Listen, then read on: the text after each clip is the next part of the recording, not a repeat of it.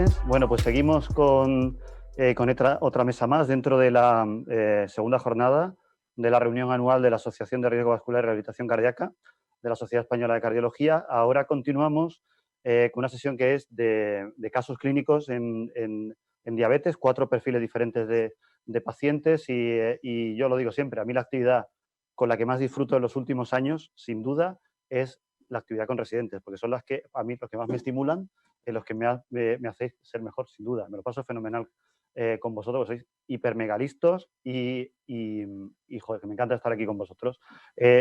Son, en este caso, cuatro compañeros que han hecho el programa de ABEMIR, del Grupo de Trabajo de Diabetes de la Sociedad Española de Cardiología, y sin más, pues paso a presentarlos. Bueno, me acompaña la coordinadora del Grupo de Trabajo de Diabetes, junto con un servidor, la doctora Buena Castro, Hospital Universitario La Paz de Madrid, y nuestros compañeros residentes, pues son la doctora Laura Valverde, del Hospital General Universitario de Alicante, doctora Fátima de la Torre, de la Clínica Universidad de Navarra, doctora Marta Herrero, Hospital General Universitario de Alicante, y aquí en el plató está el doctor Borja Rivero, también del Hospital Universitario La Paz de Madrid. Bueno, antes de pasar, decir que es una actividad acreditada por el Comité de Acreditación de la Sociedad Española de Cardiología, con un total de 11 créditos y que pues hay que visualizar el 80% de este programa científico antes de las 11 de la noche, ¿no? Y bueno, pues en la propia página web hay una serie de datos informativos acerca de acreditación y demás, ¿no?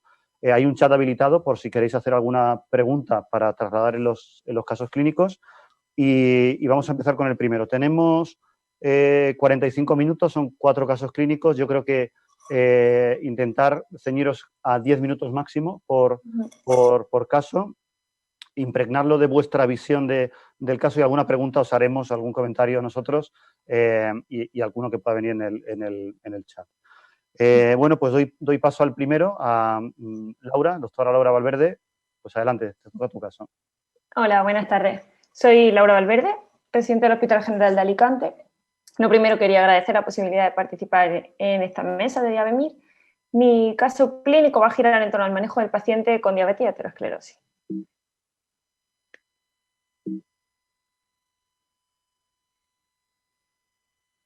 Y el porqué de la importancia de este tema, bueno, cada vez es más prevalente en la cardiopatía, la enfermedad diabética. Los cardiólogos tenemos que implicarnos en el manejo, ya que un 22,3% de los pacientes con SCAS-CEST son diabéticos, 33,9% de aquellos con SCAS-CEST y un 33,5% de aquellos con síndrome coronario crónico. Por lo tanto, es algo que ya no puede pasar de largo en el que nosotros tenemos que implicarnos. Además, la diabetes multiplica por 2 el riesgo de padecer enfermedad cardiovascular, y esta aparece 15 años antes. Un 70% de la mortalidad de los pacientes diabéticos se debe a enfermedad cardiovascular, y ambas juntas disminuyen la esperanza de vida en 12 años. Bueno, vamos con el caso clínico. Se trata de un varón de 60 años con un IMC de 32 y entre sus antecedentes destaca una diabetes tipo 2 de 7 años de evolución que está en tratamiento con metformina 850 miligramos cada 12 horas. El paciente no refiere ningún antecedente importante, salvo porque nos comenta que poco a poco ha ido reduciendo su actividad física debido a una claudicación intermitente. Pero de momento no se ha hecho nada. El paciente acude a urgencias por dolor torácico y se objetiva este electro con una elevación del ST en cara inferior, por lo que el paciente es trasladado rápidamente al laboratorio de hemodinámica. Allí se realiza una coronariografía en la que se objetiva una oclusión de la coronaria derecha, como podemos ver aquí. Se trata mediante angioplastia primaria y se produce una pequeña embolización en la D peristal que no se pudo tratar por tratarse de un vaso fino. Ya en planta se realiza una analítica en la que se objetiva un filtrado de unos 80 mililitros minuto, creatinina 0,9, un LDL 170, HDL 37 y una glicada de 7,4%. Se realiza una ecografía en la que se ve una fracción de eyección preservada, sin valvulopatía ni otro hallazgo significativo. En cuanto al tratamiento al alta, que luego podremos debatir si es el adecuado, podríamos haberlo optimizado un poco más, el paciente se va con aspirina de 100, ticagrelor 90 cada 12, atorvastatina 80 miligramos, bisoprolol 2,5, enalapril 2,5, omeprazol de 20 y, de momento, metformina 850 cada 12. Podríamos pensar que la actitud fue decidir, bueno, no está muy mal controlado, dejamos que se lo siga manejando su médico de familia o el endocrino, Sin embargo, el paciente es incluido en nuestro programa de rehabilitación cardíaca y nosotros le vemos a los 3 meses del evento. En la consulta nos aporta un control, un registro tensional en el que vemos que tiene un buen control, con tensiones en torno a 12,7, y en la analítica vemos que tiene un LDL de 105 a pesar del tratamiento con atorvastatina 80 miligramos. Y aquí es el primer momento en el que tenemos que plantearnos qué hacer, porque obviamente el paciente no está en objetivo. El paciente es un paciente de alto riesgo cardiovascular en prevención secundaria, que debería tener un LDL por debajo de 55. Por lo tanto, podemos plantearnos añadirle ezetimibe o IPCSK9, un inhibidor de IPCSK9. Estas son las dos alternativas que tenemos. Bueno, podríamos añadir ezetimibe, va muy bien en los pacientes diabéticos y conseguiríamos una importante reducción del LDL, pero seguramente no alcanzaríamos un LDL por debajo de 55. Entonces, la otra opción sería poner un IPCSK9. A veces, y por desgracia, como se está comentando en la sesión previa, tenemos que tener en cuenta la financiación, aunque no debería ser así. Pero puede que si ponemos ezetimibe el paciente no llegue por debajo de 55, pero sí se nos quede, por ejemplo, en 70 y ya no nos financien el IPCSK9 y a lo mejor el paciente no puede pagárselo. Entonces, los recursos son limitados, tenemos que decidir en qué paciente es más eficiente decidir directamente ponerle este fármaco. Pues se vio que en nuestro grupo de pacientes diabéticos la reducción absoluta del riesgo era mayor y por tanto podría ser una buena alternativa en este paciente. En cuanto a la hemoglobina glicada, vemos que tenía una hemoglobina glicada de 7,1% y de nuevo tenemos que plantearnos si está bien controlado. Una opción sería pensar, buen control glucémico, de momento mantenemos tratamiento, y otra opción sería que deberíamos plantearnos añadir un fármaco que haya demostrado reducir los eventos cardiovasculares. Bueno, yo creo que llegado a este punto todos tenemos claro que esta es la opción correcta y lo avalan las guías en las que ya con una evidencia 1A, los ISGLT2, empaglifosina, canaglifosina y apaglifosina están recomendados en pacientes con diabetes tipo 2 y alto riesgo cardiovascular para reducir eventos. Y igual sucede con liraglutide, semaglutide y dulaglutide, y en el caso de empaglifosina y liraglutide, incluso para reducir el riesgo de muerte. Entonces ahora la duda que nos puede surgir es ¿cuál primero? Bueno, como vemos en el algoritmo que se ha presentado hace un momento por el grupo de trabajo, vemos que ya directamente en primera línea de tratamiento, junto con la dieta mediterránea, el ejercicio físico y la abstinencia del tabaco, tenemos ambos grupos de fármacos, tanto los agonistas del GLP-1 como los ISGLT2. A la hora de plantearnos cuál poner, podríamos inclinarnos vemos que hay una balanza en la que los pacientes con insuficiencia cardíaca y enfermedad renal nos inclinaremos más a iniciar con ISGLT2 y en los pacientes con una alta carga aterosclerótica parece que hay más beneficio con los agonistas del GLP-1. ¿Y esto por qué? Bueno, parece ser que porque tienen distintos mecanismos de acción, lo cual además nos indica que no son fármacos excluyentes y que puede que el objetivo final sea que nuestro paciente lleve los dos, porque son fármacos que pueden ambos juntos aportarle beneficio al paciente. El mecanismo de acción claramente parece distinto si comparamos las curvas. Esta es la curva del EMPA-REF de empaglifosina. Vemos que las curvas se separan de una forma muy precoz, a diferencia del líder del liraglutide, como sucede con el resto de los análogos del GLP-1, aunque las curvas empiezan a separarse de una forma más tardía, en torno a los 12 meses, lo cual nos hace pensar que sea debido a un efecto sobre la aterotrombosis. Y esto también está reforzado por estas siguientes gráficas en las que vemos tres curvas muy similares, que a priori podríamos pensar que se trata de fármacos de un mismo grupo, y sin embargo pertenecen a fármacos en principio completamente distintos. Por un lado, la primera liraglutide, la segunda evolocumab y la tercera el antiinflamatorio canakinumab. Al igual ocurre con la simvastatina, vemos que son curvas de supervivencia muy similares. Igual también está sucediendo recientemente en los estudios que se están publicando con la colchicina. Vemos que todos estos fármacos podrían tener un mecanismo común en los beneficios sobre eventos cardiovasculares, probablemente mediando la respuesta inflamatoria que actúa en la aterosclerosis. Con respecto a los análogos del GLP-1, vemos que reduce la mortalidad cardiovascular y el objetivo compuesto de MACE3. En el caso del líder se vio una reducción del 13%, siendo el componente significativo la muerte cardiovascular. En Sustain una reducción del 26%, reduciendo los ictus. En el Harmony del biglutide un 22%, reduciendo el infarto. Y en Rewind una reducción del 12%, siendo el componente significativo el ictus. Además, en el Sustain vemos en este apéndice esta tabla suplementaria en la que además se demostró una reducción significativa de la revascularización con una P de 0,03 a expensas de revascularización coronaria con una P de 0,01. En la línea de de la idea de la prevención de la aterotrombosis, que parece ser un mecanismo distinto a los ISGLT2, también está que solo con este grupo de fármacos, los agonistas del GLP-1, se ha visto la reducción de los ACV, como vemos aquí en la curva del SUSTAIN 6. Todo esto hace pensar que, primero, en este perfil de paciente que teníamos, que es un paciente que no tenía enfermedad que no ha tenido sintomatología de insuficiencia cardíaca, fracción de eyección preservada y enfermedad renal, empezaríamos con un GLP. Otro dato a tener en cuenta es que, aunque de nuevo ocurre como con el PCSK9, que es una limitación desgraciadamente que tenemos, que es el problema de los visados y la financiación, en caso de que el paciente estuviera un poco en el límite y nuestro objetivo final sea ponerle los dos, también debemos plantearnos con cuál empezar. Primero, pensar en el perfil del paciente, pero en caso de que sea una cosa un poco intermedia, tenemos que pensar que este paciente tenía un IMC por encima de 32. Entonces, en este momento podemos poner el GLP con financiación. Sin embargo, el paciente está en un programa de rehabilitación, cambiando hábitos de vida en el que va a reducir seguramente su peso. Encima, si añadimos un fármaco como estos que reducen el peso. Sin embargo, si empezáramos con el ISGLT2, a lo mejor en la siguiente revisión queremos añadir el GLP, pero ya se nos sale de financiación que no de indicación, porque igualmente, como hemos dicho antes, han demostrado beneficios en personas con IMC por debajo de 30. Y bueno, todavía queda mucho por saber del mecanismo de acción de estos fármacos. En esta línea me gustaría comentar este artículo que se publicó en febrero de 2020, en el que se vio que en pacientes hospitalizados por infarto hay una asociación entre los niveles de GLP-1 y los eventos cardiovasculares, de forma que esta molécula podría tener un factor pronóstico en los pacientes que presentan un evento coronario, y esto también abre puerta a la investigación del papel que ejerce el GLP-1 y por tanto también los análogos del GLP-1 y cómo actúan como protectores de los eventos cardiovasculares.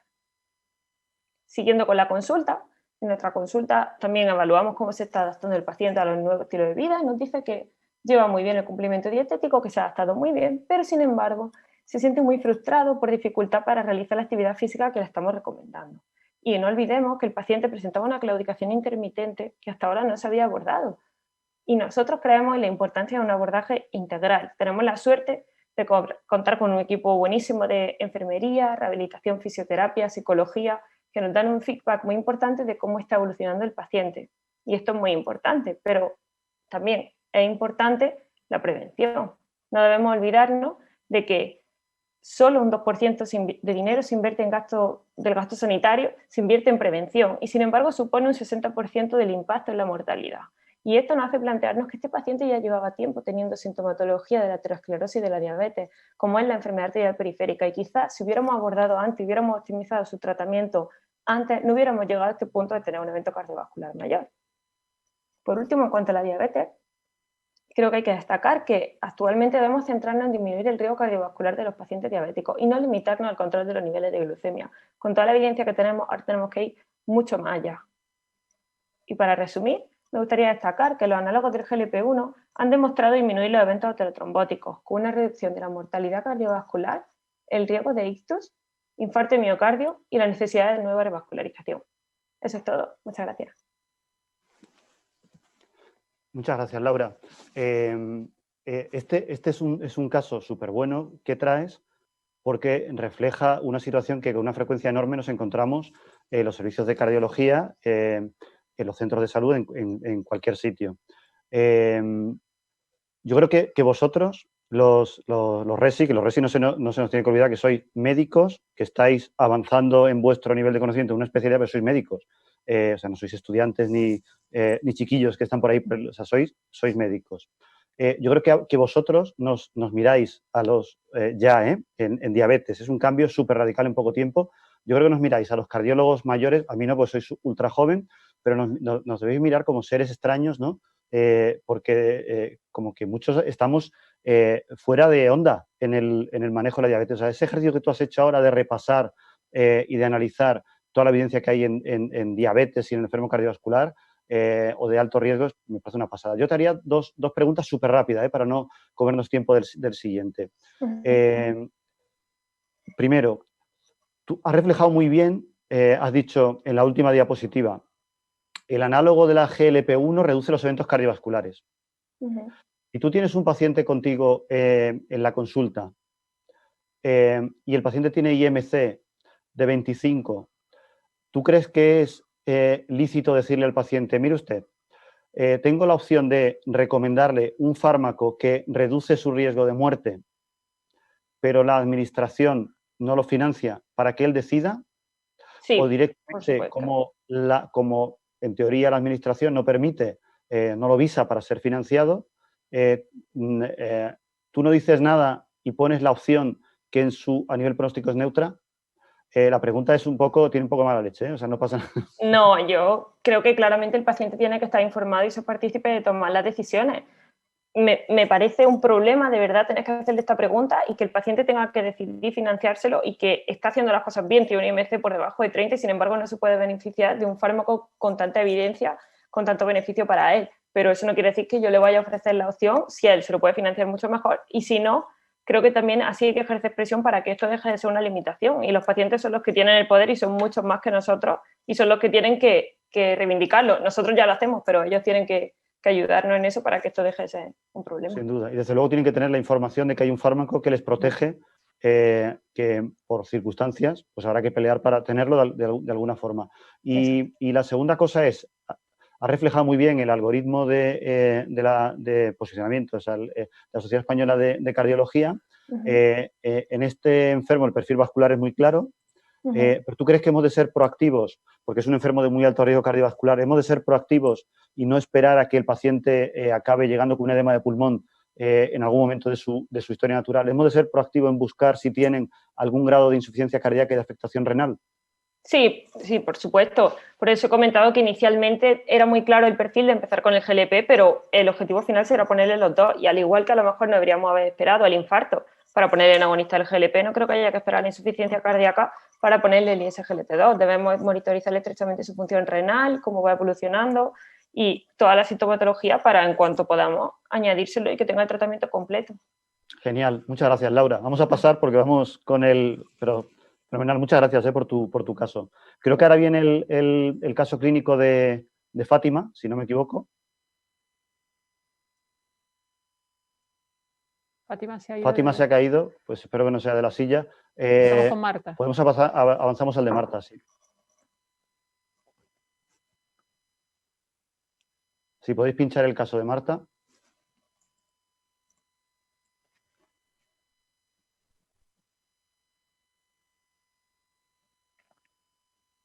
Hala, adelante. Bueno, buenas tardes. Yo soy Marta Herrero, como han dicho, residente del Hospital General Universitario de Alicante, y mi caso clínico va a tratar acerca de la diabetes mellitus y la fibrilación auricular.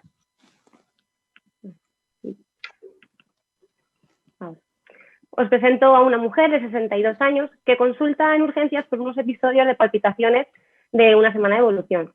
Entre sus antecedentes destaca dislipemia, una diabetes mellitus tipo 2 desde los 50 años, un hábito de tabaquismo y un hábito sedentario con sobrepeso. Tenía un IMC de 27. No sé si va muy bien. A la exploración física destaca una tensión arterial de 130 a 83 milímetros de mercurio con una frecuencia cardíaca de 130 latidos por minuto. La auscultación cardíaca era arrítmica sin soplos. Y como tratamiento habitual de la paciente, tomaba metformina sitagliptina para su diabetes y simvastatina de 10 miligramos para su dislipemia. Bueno, se realizó un electrocardiograma que muestra una fibrilación auricular a unos 130 a 135 latidos por minuto con signos de crecimiento del ventrículo izquierdo. En la analítica sanguínea que se realizó destaca un deterioro de la función renal que, comparando con analíticas previas, ya eran conocidos. Vemos una hemoglobina glicosilada de 7,2% y un LDL de 119. Se le realizó en ese momento una ecocardioscopia que muestra una hipertrofia ventricular moderada sin otros hallazgos relevantes. Y con todo ello se establecen los diagnósticos de fibrilación auricular de novo, enfermedad renal crónica estadio 3, junto con los diagnósticos previos que ya habíamos mencionado. Y se establece un tratamiento para todo ello. En un principio se inicia tratamiento con bisoprolol de 5 miligramos para control de frecuencia cardíaca. Se inicia anticoagulación con la divaltran 150 cada 12 por presentar un Charles de 2. Recordemos que era diabética y por el sexo femenino.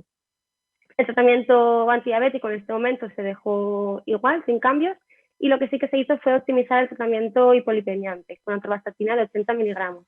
Recordemos que es una mujer diabética con afectación del órgano diana, tiene una enfermedad renal crónica de causa probablemente diabética, pero que estaríamos en el grupo de muy alto riesgo cardiovascular, con el objetivo LDL también de 55 según las últimas guías. Y con todo ello, pues también se deriva a cardio de zona para hacer el seguimiento correspondiente.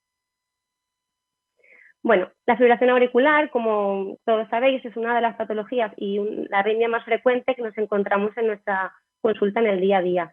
Y su principal complicación, el principal temor que tenemos nosotros a esta patología es el riesgo de hacer tromboembolismos, tanto a nivel sistémico como central en forma de ictus. Por ello, siempre ha sido de gran importancia en esta patología saber estratificar muy bien el riesgo de estos eventos tromboembólicos, para así valorar el riesgo-beneficio a la hora de iniciar anticoagulación.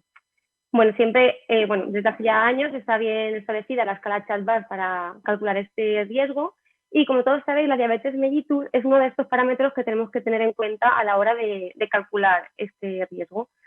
Sin embargo, como veis, solo tenemos en cuenta si la paciente tiene o no tiene diabetes mellitus, pero sí que se ha visto que, por ejemplo, a mayor duración de la enfermedad, así como si presenta afectación del órgano diana o no, pues el riesgo de estos eventos es todavía mayor.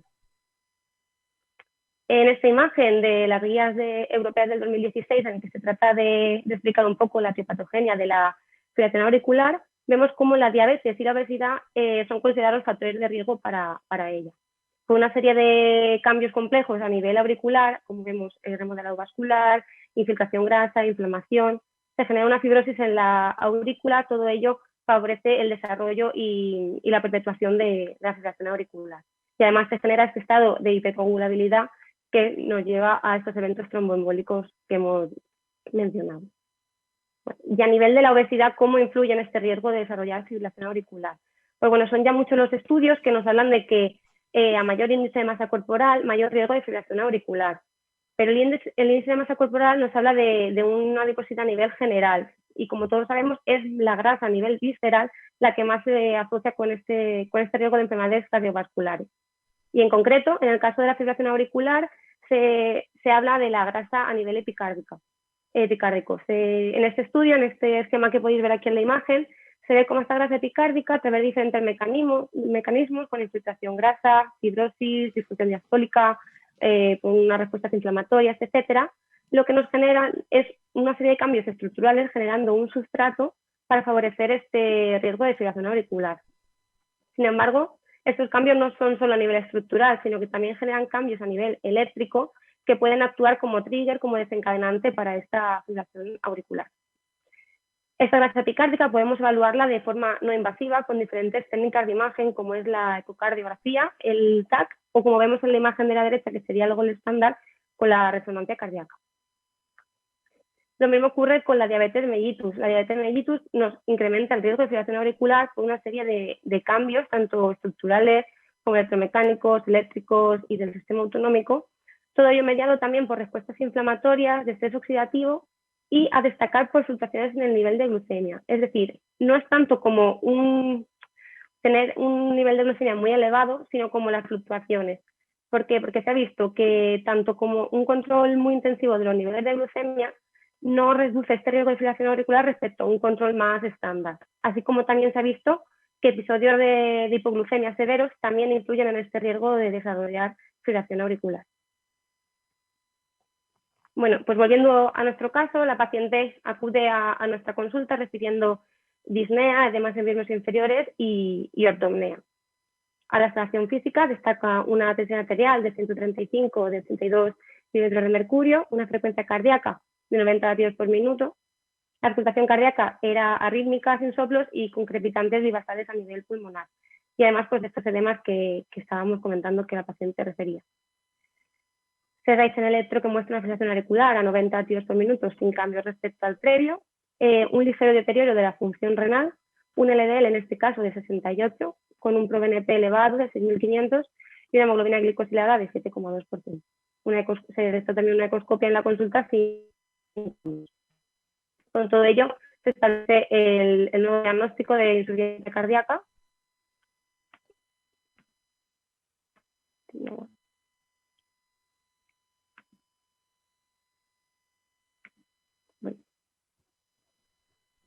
perdón. Y se ajustó el tratamiento. Se mantuvo el bisoprolol para control de la frecuencia cardíaca y el anticoagulante. Se inició tratamiento deplectivo para la clínica congestiva de la paciente con furosemida. Se planteó en este momento realizar una calibración eléctrica para control del ritmo y, como vemos, no habíamos llegado al objetivo de LDL que habíamos mencionado. Por tanto, en este momento se decidió optimizar el tratamiento añadiendo ezetimiba. Y fue en este momento en el que sí que se decidió hacer un cambio de tratamiento antidiabético. Se decidió añadir un SGLT2. ¿Por qué? Pues bueno, como todos sabéis, tanto la diabetes mellitus como la fibrilación auricular, entre otras arritmias, son factores de riesgo conocidos para el desarrollo de insuficiencia cardíaca. Y ya en las últimas guías de diabetes mellitus se establece a los fármacos ISGLT2 con un grado de recomendación 1A para tratar de reducir este riesgo de insuficiencia cardíaca en estos pacientes, en nuestros pacientes diabéticos. Por tanto, si tenemos un fármaco que nos trata de reducir este riesgo, pues usémoslo. Pero el beneficio que nos oferta este fármaco en nuestros pacientes diabéticos queda limitado aquí, al riesgo de insuficiencia cardíaca. Pues bueno, os presento aquí un estudio del año pasado en el que se vio que tras tratamiento con dapagliflozina durante 6 meses, los niveles de grasa epicárdica se redujeron de una forma muy llamativa. ¿Sí? No solo los niveles de grasa epicárdica, sino también como los niveles de colesterol total, de LDL, así como una mejoría de la función diastólica de los pacientes. También se obtuvo una mejoría en la función sistólica, aunque esta diferencia no fue estadísticamente significativa. Además, en este otro estudio realizado en ratones diabéticos con empagliflozina, se vio como todos estos cambios que habíamos mencionado a nivel estructural y eléctrico en nuestros pacientes diabéticos mejoraban. Por ejemplo, vemos una reducción a nivel del diámetro de la aurícula, vemos una reducción en los niveles de glucemia, de colesterol, de reactante de estrés oxidativo, vemos una reducción a nivel de la fibrosis, así como a nivel electrofisiólogo vemos una disminución de la inducibilidad de la fibrilación auricular. Por último, en este análisis del estudio DECLARE, vemos como tras tratamiento con dapagliflozina se redujo el número de eventos de fibrilación auricular en nuestros pacientes, siendo estas diferencias consistentes a lo largo de todos los subgrupos analizados. Pues con todo ello, una serie de ideas para llevarnos a casa sería que tanto la diabetes como la obesidad son factores de riesgo para el desarrollo de fibrilación auricular, por mecanismos probablemente todavía por conocer del todo. Que la diabetes mellitus nos incrementa este riesgo de ictus en los pacientes con fibrilación auricular, así como que nos incrementa el riesgo de insuficiencia cardíaca y de mortalidad cardiovascular. La diabetes mellitus y la fibrilación auricular son ambos factores de riesgo conocidos para insuficiencia cardíaca. Por tanto, usemos en estos pacientes los ISGLT2 para tratar de reducir este riesgo. Y como nota final, simplemente es que estos fármacos quizá todavía tengamos muchos mecanismos de acción por conocer y beneficios en nuestros pacientes diabéticos nuevos que todavía no terminamos de conocer. Muchas gracias. Sí, pues nada, muchísimas gracias. Y comentar la importancia de esta asociación de la obesidad de la diabetes en la FA. De hecho, las guías que tú ya has comentado en tu caso de fibrilación auricular que han salido ahora en el europeo de cardio, en esas letras que pone ABC, lo de las comorbilidades, ¿no? Enfatiza mucho la importancia de esa corrección de comorbilidades y le da especial importancia pues eso, al ejercicio físico moderado y al control de la diabetes y de la obesidad. Por tanto, yo creo que los ISGLT2 por ese mecanismo y esos estudios que tenemos publicados, pero sin ninguna duda también los GLP-1 directamente por esa bajada de peso, yo creo que es importante. Borja está aquí, que hablará luego del caso, pero sabe que nosotros en rehabilitación cardíaca, lo digo porque esto es pues una reunión de rehabilitación cardíaca, tenemos ya un programa que yo creo que ya es que ya lo hemos instaurado y sale solo. Después de las ablaciones, los pacientes con sobrepeso y obesos nos lo mandan. Estos pacientes hacen un programa un poquito más diferente, más dirigido al ejercicio físico y a la pérdida de peso.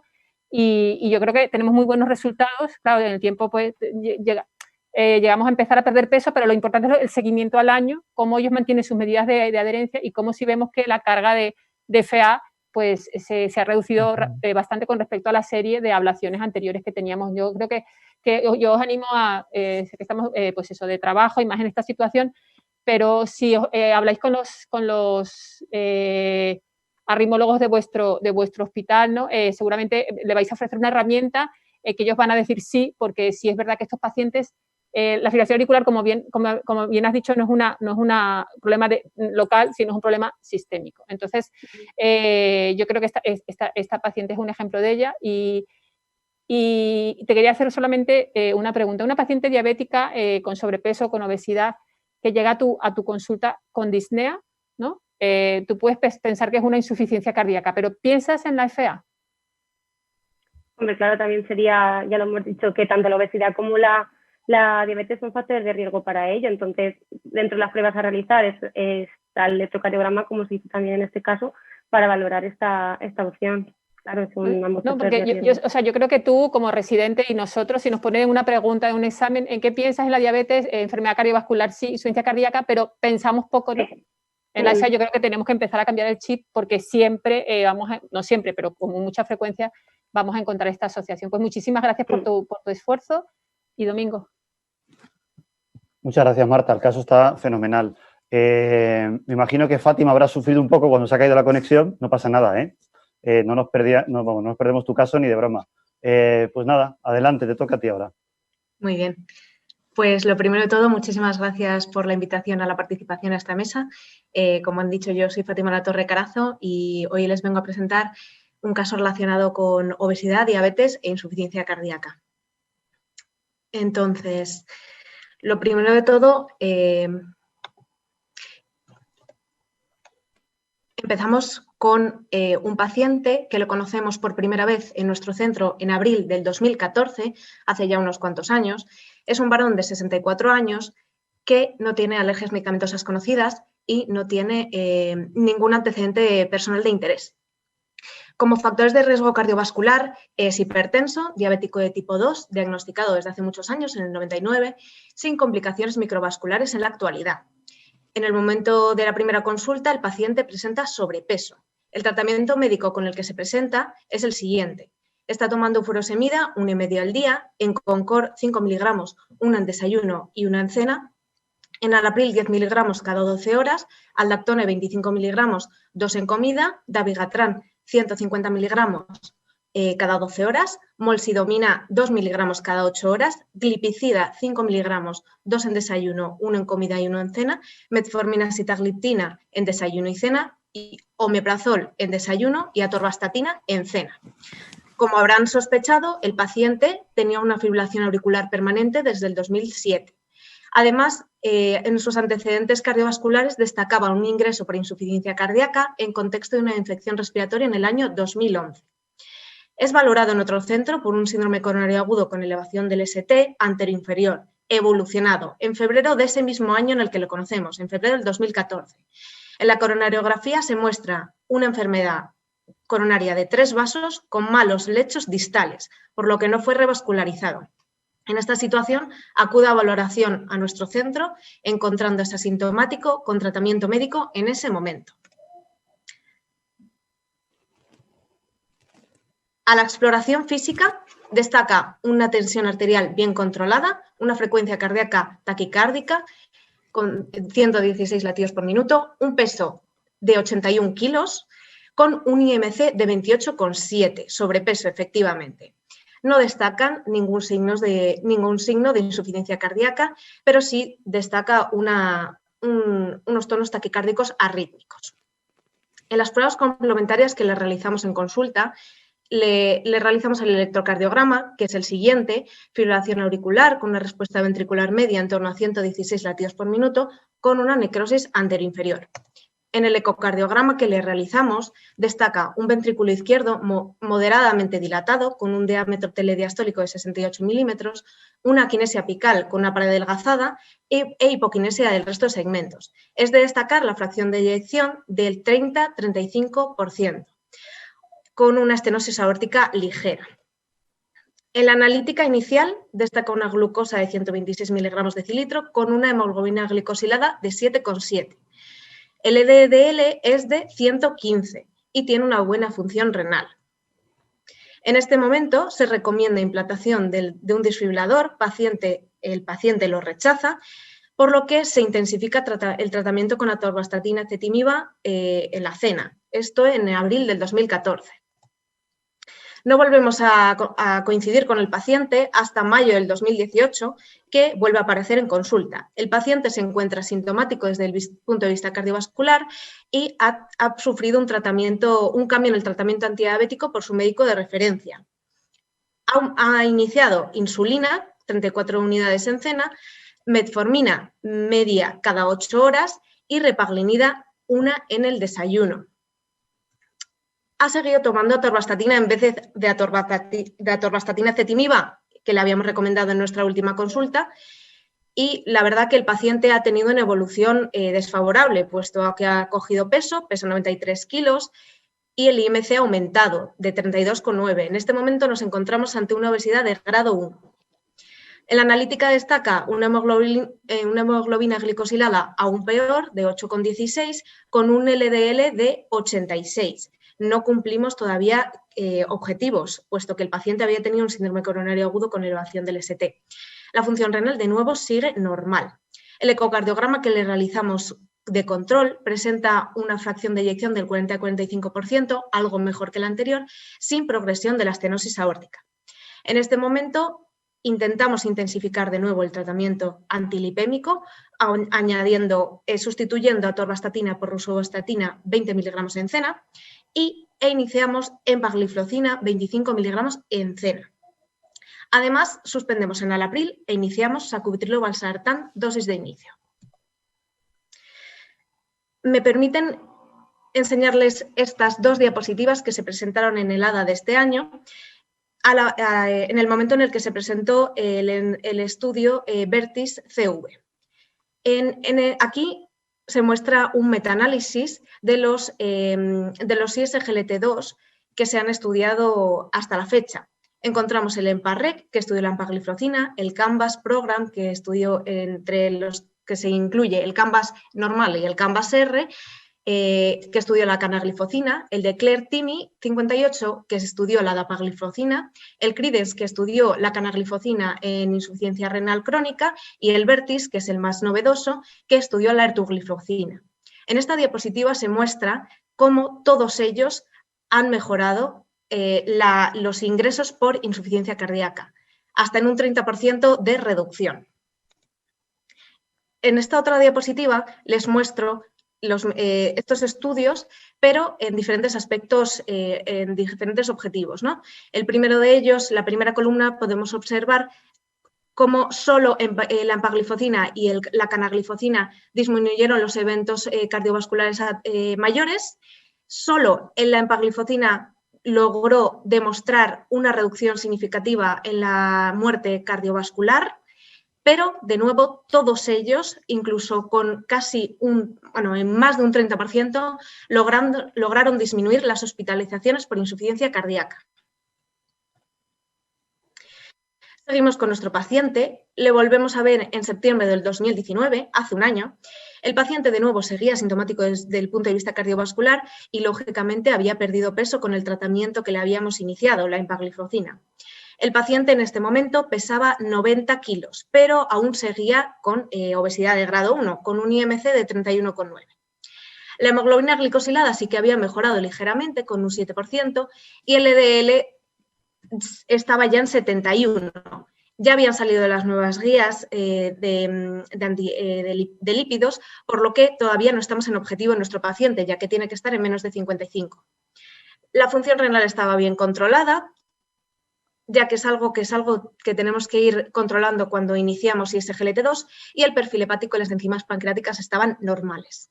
Le repetimos el ecocardiograma y había evolucionado favorablemente con una fracción de eyección del 50-55%, pero sin embargo había progresado la estenosis aórtica, siendo en este momento moderada. De acuerdo con el servicio de endocrinología, se añade al tratamiento semaglutida, dosis de inicio semanal. Se suspende la repaglinida y se disminuyen las unidades de insulina.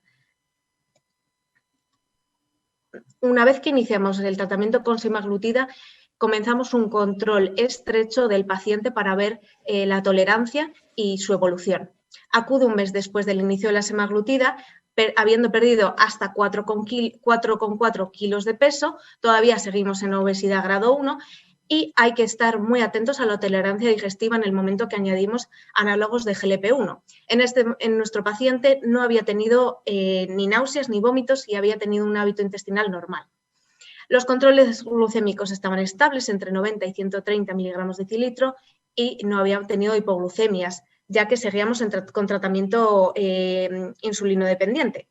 En este momento, debido a la buena evolución del paciente, aumentamos la semaglutida a 50 miligramos, 0,5 miligramos subcutáneo semanal y disminuimos la insulina. Realizamos una consulta telefónica 2 meses tras el inicio de la semaglutida y el paciente estaba evolucionando de forma favorable. Aporta controles de glucemia muy parecidos, por lo que se dan indicaciones de suspender la insulina. En este momento, el paciente, desde el punto de vista diabético, se mantiene en tratamiento con metformina media cada 8 horas, empagliflozina 25 miligramos en cena y en este momento aumentamos la semaglutida a dosis máxima 1 miligramo subcutáneo semanal. La revisión realizada a los 3 meses desde el inicio muestra una mejoría significativa. Había perdido más de 8 kilos de peso y ya de nuevo habíamos conseguido un mejor control del peso del paciente, encontrándose en este momento en grado de sobrepeso.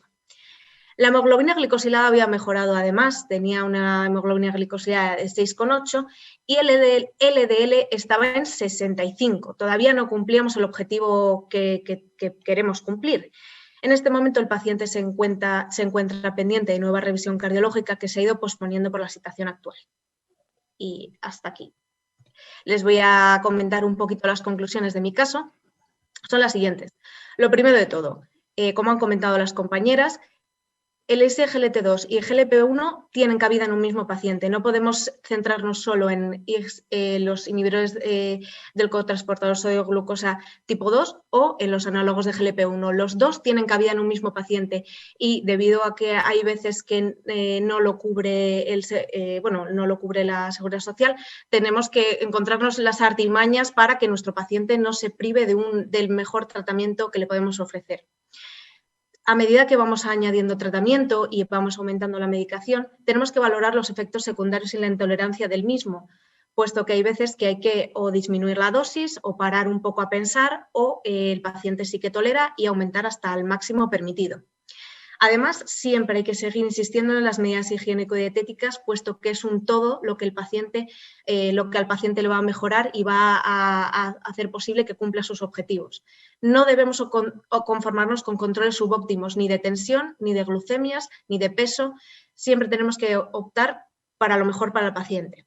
Y durante el seguimiento de estos pacientes a los que le hemos añadido análogos de GLP-1 e SGLT2, tenemos que estar atentos para ir modificando el resto de medicaciones, debido a que se mejora las glucemias y no necesita tanta insulina, se mejora la tensión arterial y no necesita tanto antihipertensivo y mejora el perfil lipídico, pudiendo incluso disminuir las estatinas.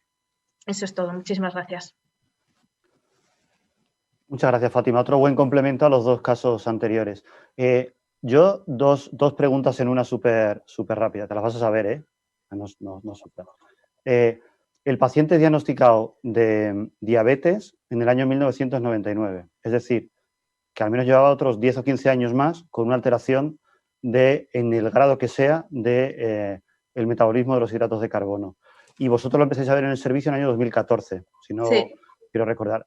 Con todo lo que sabemos hoy, a día de hoy, en el año 2020, ese enfermo que lleva, cuando vosotros lo veis, al menos 25 años de algún grado de alteración del metabolismo de los hidratos de carbono, ¿creéis que vamos a empezar a ser de verdad proactivos y no esperar a, como en el caso de Laura, cuando tiene el evento cardiovascular, lo atendemos? O en este caso, cuando tiene deterioro de la función cardíaca, insuficiencia cardíaca, lo atendemos. Cuando venga con una alteración clara, muy franca, muy evidente de la función renal, lo atendemos, o de verdad vamos a ser proactivos y vamos a empezar a utilizar todo ese abordaje terapéutico que tenemos a nuestra disposición, especialmente ISGLT2 o análogo de la GLP-1, para prevenir y para tratar de evitar que esto aparezca o, desde luego, ralentizarlo, o que cuando aparezca lo aparezca con un grado de agresividad menor. Pues yo la verdad que sí que he visto un cambio en el servicio muy grande y en todos mis compañeros, incluidos residentes.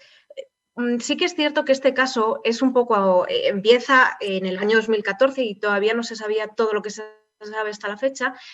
Si hubiésemos sabido todo eso y este paciente me viniese ahora mismo a la consulta, seguramente hubiese empezado con todo el arsenal terapéutico que tenemos ahora mismo y no hubiese esperado a ver la evolución del paciente.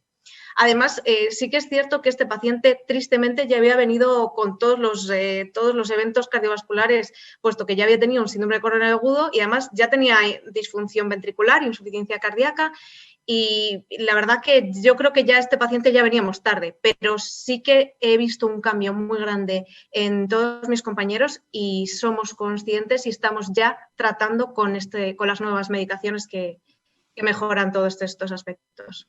Genial. Antes de pasar a Borja, solo un comentario. Sacubitril/valsartán es un fármaco extraordinario, no hay ningún tipo de duda, pero a día de hoy la evidencia en un paciente con una fracción de eyección por encima del 40% es más que dudosa. Sí. Bueno, pues, oye, muchas gracias Muy bien, por el gracias. caso. Borja, sé que estás deseando, sí, pues te toca. Me toca el último. Hola, buenas tardes a todos. Yo soy Borja Rivero, que soy R3 de Cardiología del Hospital de La Paz. Y en primer lugar, pues bueno, me gustaría agradecer a la organización la posibilidad de participar en esta reunión anual de riesgo vascular y rehabilitación cardíaca, que para mí, vamos, es un placer. Entonces, bueno, como caso clínico, pues bueno, he traído un paciente de nuestras consultas externas de cardiología que nosotros conocimos en enero de 2018. Se trata de un varón de 66 años, hipertenso, dislipémico, diabético tipo 2, que en aquel momento era fumador activo y que también tenía obesidad grado 1 con índice de masa corporal de 31,5. Además, el paciente presentaba una enfermedad renal crónica estadio 3A con un filtrado estimado de 50 mililitros minuto y un EPOC clase 1 de la GOL con buen control y sin exacerbaciones durante el último año. Como tratamiento en aquel momento, pues tomaba aspirina, lodipino, atorvastatina, metformina como único tratamiento para la diabetes, aerosoles con desalmeterol, fluticasona y omeprazol. Pues bueno, el paciente ingresa en cardiología en enero de 2018 por deterioro de la clase funcional progresivo. Cuando lo vemos nosotros está con disnea de reposo, ortornea, disnea parasítica nocturna.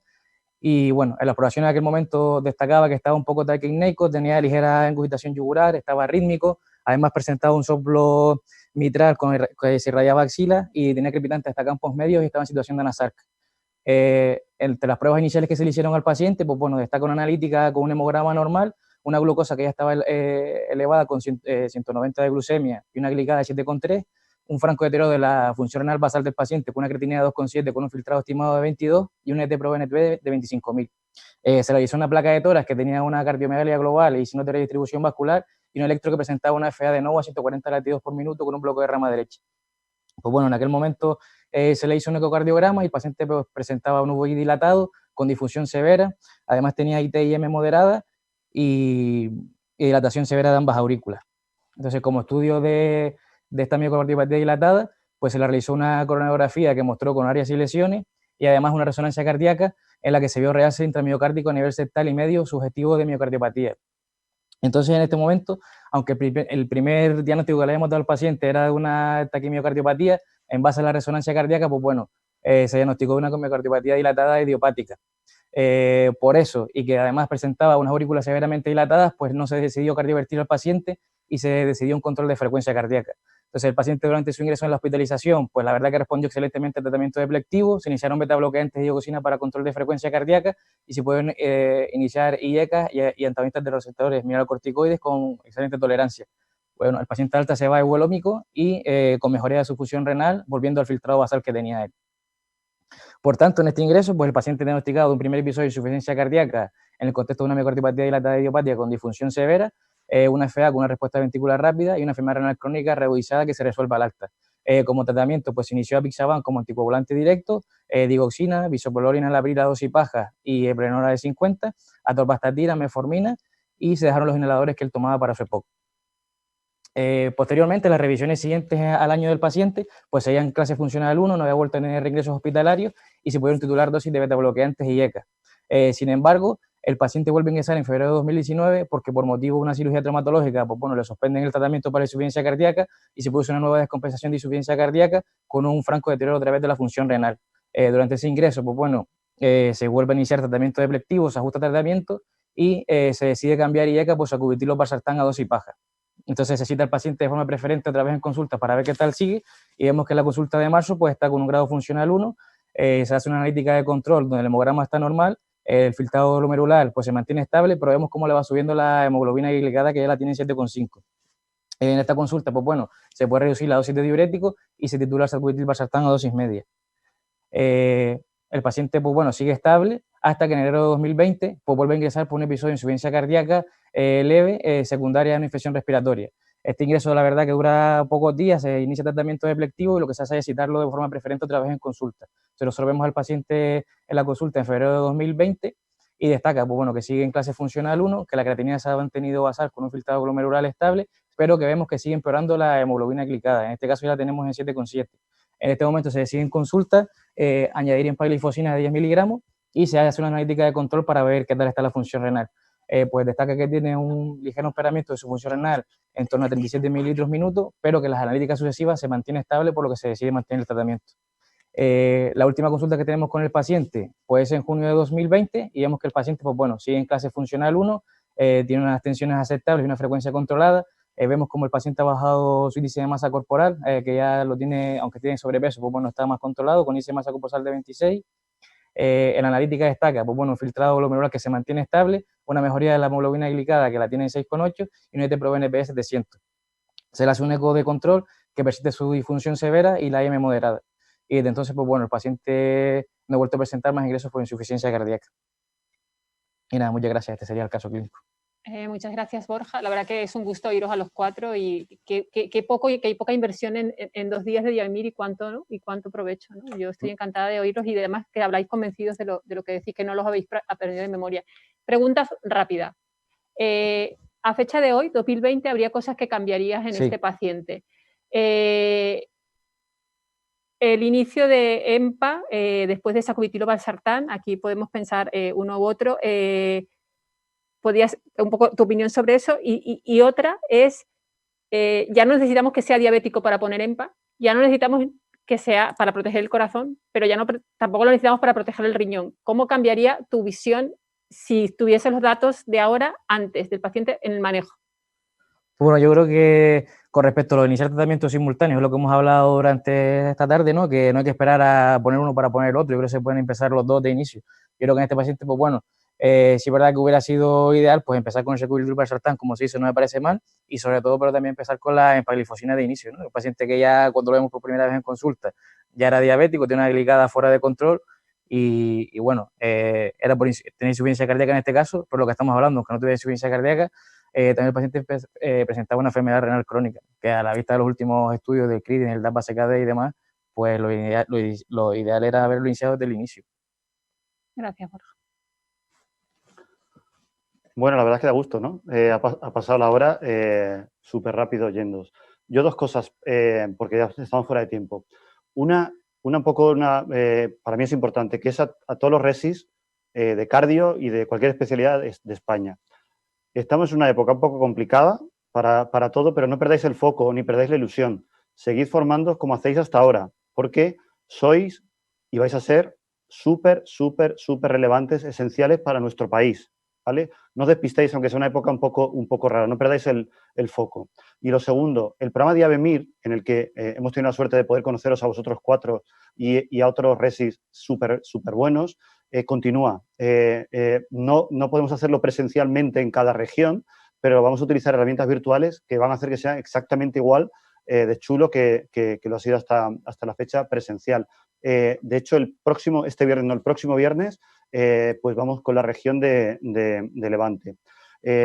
Estarán las últimas novedades en diabetes, lo último que a día de hoy conocemos en diabetes, y habrá un taller específico de comunicación tan importante pues para aquellas personas que nos dirigimos a otras para intentar contar cosas e influir de alguna manera. Pues nada, muchas gracias de verdad a los 4, a Borja, a Laura, a Marta, a Fátima, que representáis a pues unos resis fantásticos. Y nada, pues que sigue el programa, sigue Diabemir y que tengáis todos una buena tarde. Un saludo.